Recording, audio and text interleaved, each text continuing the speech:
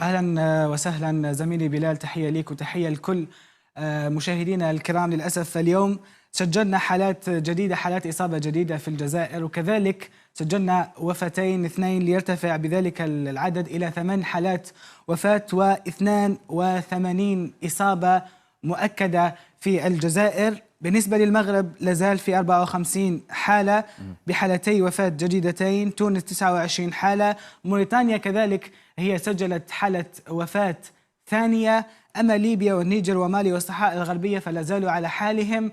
عربيا لازالت قطر تتصدر قائمة الإصابات ب 452 حالة إصابة. كان هذا بالنسبة للجزائر ولمنطقتنا العربية. لا بأس أن ننتقل إلى الأرقام العالمية.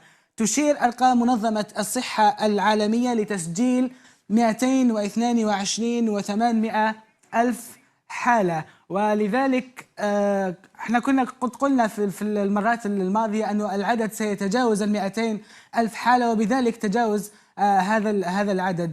بالنسبة لحالات الوفاة فبلغت 8989 حالة وفاة، والآن أظهرت أرقام منظمة الصحة العالمية تسجيل الجزائر لحالة وفاة جديدة أخرى.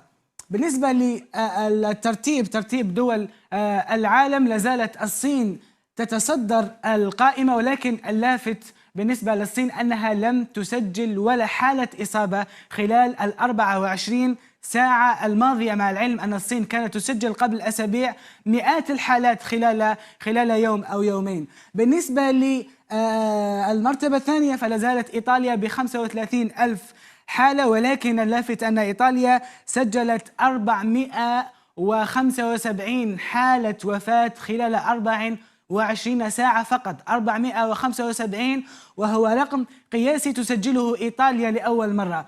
ثالثا إيران ب17 ألف حالة، إسبانيا 14 ألف حالة، ألمانيا 14 ألف حالة، الولايات المتحدة 9464 حالة، والولايات المتحدة سجلت فيها نسبة الإصابات ارتفاعا قياسيا مقارنة بالأيام السابقة. إذن هذه هي الأرقام في مجملها زميلي بلال، لازالت تشير إلى ارتفاع مخيف أحيانا ومربك في الكثير من الأحيان.